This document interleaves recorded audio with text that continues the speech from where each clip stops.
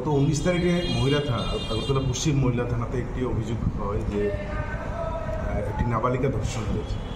তো ঘটনা বিস্তারিত যেভাবে অভিযোগ করা হয়েছে সেটা হচ্ছে প্রকৃত ঘটনা হচ্ছে 9 তারিখে একটি নাবালিকা মেয়ে তার প্রতিবেশীর বাড়িতে যাওয়ার পর প্রতিবেশীর বাড়িতে যাওয়ার একটি ছেলে, সে প্রাপ্তবয়স্ক ছেলে একটি, ও তার সাথে তাকে জোরপূর্বক ধর্ষণ করে এই ধরনের অভিযোগ।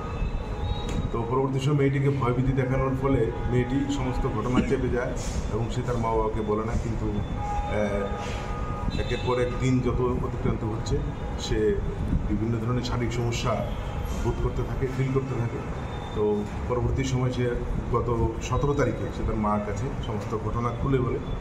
তখন তার মা তাকে নিয়ে প্রথমে হসপিটালে যায় এবং ডক্টর সঙ্গে তাকে হসপিটালে ভর্তিও করে। তো পরে চিকিৎসা করার একদিন পরে সমস্ত ঘটনা আরও বেশি বিস্তারিতভাবে প্রকাশ পায় যে তার সাথে ধর্ষণের ঘটনাই সংঘটিত হয়েছে। এবং ওনারা গত 19 তারিখে আমাদের কাছে একটি লিখিত অভিযোগ করে, যে লিখিত অভিযোগের ভিত্তিতে আমরা একটি সুনির্দিষ্ট কেস নিই এবং গতকালকে এই ঘটনার যে আসামি বা দোষী বলে অভিযোগ করা হয়েছে তাকে আমরা গ্রেপ্তার করি এবং আজকে আমরা তাকে কোর্টে প্রেরণ করা। নাম কি এবং কোন জায়গা থেকে গ্রেপ্তার করবেন? এটা মধ্য ডুকলি এলাকা। নাম কি কি ধারা প্রয়োগ করা হয়েছে?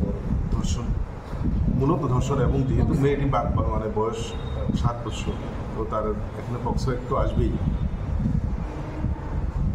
অভিযুক্তের নাম কি? অভিযোগ করেছে ওর মা।